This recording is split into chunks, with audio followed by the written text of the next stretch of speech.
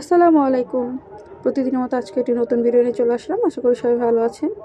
আলহামদুলিল্লাহ আমরাও ভালো আছি। তো ইদানিং খুবই ঠান্ডা পড়তেছে। আসলে জানুয়ারি মাস বলে কথা, একটু শীত না পড়লে কি হয়। তো এই যে রোদ উঠছে, এখন একটু বেলা করেই রোদ উঠছে। তো এই যে বাবু খেলতেছে, আর আমি আজকে তরকারি টরকারি সব আগে আগে কেটে নিছি। এখন শুধু জাস্ট রান্না করব। তো রান্না করব আজকে ডাটার তরকারি। পাঙ্গাস মাছ দিয়ে রান্না করব।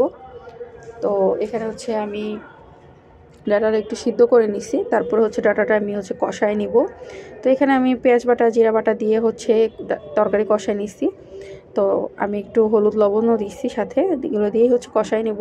তো যেহেতু সিদ্ধ করছি আর এখন কষাইতেছি, তো ডাটা প্রায় একদম ইয়া হয়ে গেছে, নরম হয়ে গেছে। এখন জাস্ট একটু ঝোলের জন্য পানি দিব, আর মাছটা দিয়ে দেবো। হয়ে গেলেই আমি ধনিয়া পাতা দিয়ে নামায় ফেলবো। তো ডাটার তরকারি হয়ে গেলেই ধনিয়া পাতা দিয়ে নামায় ফেলবো। তো এই জন্য ধনিয়া পাতা প্রসেস করে নিলাম। তো একসাথে অনেকগুলো ধনিয়া পাতা আনলে কী করি আমি মানে একদম ফালাই দিই। তারপর ধুয়ে টুয়ে একদম পরিষ্কার করে রেখে দিই, তাহলে ধনিয়া পাতাগুলো নষ্ট হয় না। তো এখানে আজকে রান্না করব আলু, ফুলকপি আর টমেটো। আর আমার ধনিয়া পাতা আনলে না থাকে না, কারণ বেশি বেশি করে দিই, যেহেতু সিজনের ধনিয়া পাতা খুবই স্মেল হয় বেশি করে দিলে। তো এখানে ফুলকপি আলু সিমের একটা ভাজি করছি। তো ভাজিটা আমি ভালো করে করতেছিলাম। আর ইদানিং না বেলা পাওয়া যায় না, কারণ ঘুম থেকে উঠতে শীতকাল, যেহেতু 10টা 11টা তো বাজেই। আর বাজার পরে বাসি কাপড় চোপড়গুলো আনাসের যে বিশেষ করে সারাদিনের যে কাপড় চোপড়, সেগুলো ধুয়ে দিতে দিতেই সারাদিন চলে যায়। আবার অনেক সময় বাসায় পানি থাকে না, কারেন্ট থাকে না, ইলেকট্রিক চুলা যেহেতু রান্না করি, তো আমার 5টাই বেজে যায়। তো যাই হোক, এই যে সন্ধ্যায় নাস্তা খাইতে ভাত খাইতে বসছি, নাস্তা না। তো ভাত টাত খাওয়ার পরে ইমু ফোন দিছিল যে ওর কলিগরা আসবে বাসায়।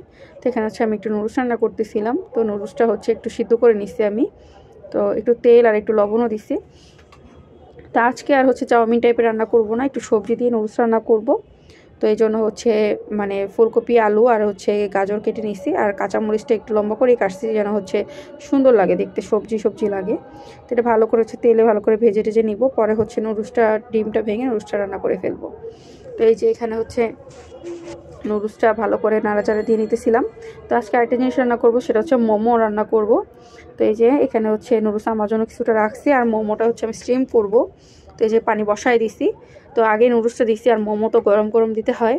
তো মোমোটা গরম গরম দেওয়ার জন্য আমি এখনই দিব, বাসায় আসছে ওরা। তো এখানে এই যে মোমোটা ওদের জন্য দিছি, আর বাকি বাকি যা আছে সেগুলো আমি খাবো। এগুলো ওদের দিব। তো মোমোর জন্য আজকে কোনো সস টস কিছু বানাই নেই, আজকে এভাবেই দিব, শুধু টমেটো সস দিয়ে দিব।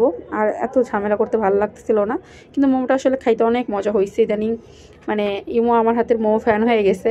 আমি একটা জিনিস কি, যেটাই বাসায় বানাই এরপর থেকে ইমো আর সেটা বাইরে খাইতে চায় না, মানে সেটা বাসায় করে দিতে হবে। তো এই জিনিসগুলো আসলে মাঝে মধ্যে একটু বিরক্ত লাগে, যে বাইরেরটা খাওয়া তাহলে মিস হয়ে গেল। তো যাই হোক, এই যে মোমো ইদানিং বেশি খাওয়াইতেছে, কারণ শীতকালে একটু মোমো খাইতে ভালো লাগে গরম গরম। তো এই জন্য বাসায় মোমো বানানো হইতেছে। আর এটা পরের দিন সকালবেলা আমি 1টা বাজে দুপুরে খাবার খাবো, কারণ সকালবেলা ঘুম থেকে উঠলেও কি হবে, বাসায় কারেন্ট ছিল না, প্লাস পানি ছিল না। তো কোনো কাজই করতে পারতেছিলাম না।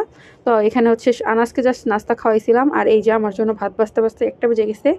আর এই ভাত বাজি খাইতে খাইতে আমার বেলা 4টা বাজবে। মানে একটু খাবার একটু রান্না করব, কারণ সারাদিন তো যাই করি তাই করি, রান্না তো শেষ করতে হবে, আর ঘরে কাজটাও শেষ করতে হবে।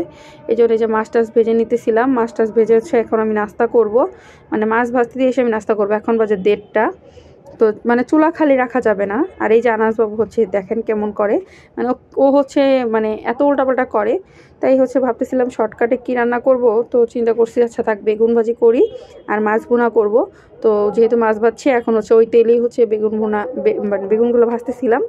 তো এই যে আনাসবাবু এখানে খেলতেছে, ও খেলুক, আমি বেগুন ভাজতেছি। আর এই কাপড় চোপড়গুলো সকালে ধুয়ে দিছিলাম, এখন নিয়ে আসছি, এগুলো ভাজ করে রাখবো। আর এই যে ভালোই রোদ উঠে, আজকে একটু বেলা করেই রোদ উঠছে।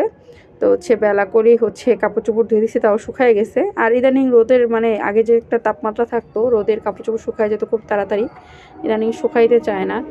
তো যাই হোক, এই যে আমি বেগুনের জন্য পেঁয়াজ আর কাঁচামরিচ ভালো করে ভেজে নিতেছিলাম। এটা সরিষার তেল দিয়ে ভাজতেছি, তাহলে বেগুন ভাজিটা খাইতে কিন্তু খুব ভালো লাগে। সাথে একটু লবণ দিয়ে নিছিলাম। তো এটা দিয়ে সুন্দর ভাত খাওয়া যায়। তো এখানে হচ্ছে আমি মাছ ভুনা করব। তো এখানে আমি পেঁয়াজ বাটা জিরা বাটা দিয়ে হচ্ছে ভালো করে মশলা কষাই নিছি, সাথে হচ্ছে এই যে টমেটো দিছি। তো টমেটোগুলো ভালো করে আমি হচ্ছে করে নিতেছিলাম, একটু ভেঙে ভেঙে নিতেছিলাম। তো হচ্ছে পাঙ্গাস মাছ ভুনায় হচ্ছে টমেটোটা এভাবে ভেঙে নিলে আমার কাছে ভালো লাগে। আর পাঙ্গাস মাছ ভুনা একটু টকটক হলে কিন্তু মজাই লাগে। তো এই যে আমাদের জন্য 4 পিস মাছ ভুনা করতেছিলাম। তো আমি ভাত খেতে খেতে সন্ধ্যা হয়েছে, মানে যেহেতু সকালের খাবারই খেয়েছি 4টা বাজে, তো 4টা পর্যন্ত, তো সন্ধ্যার খাবারটা খেয়েছি 8টা বাজে, দুপুরের খাবার। আজকের মতো আল্লাহ হাফেজ।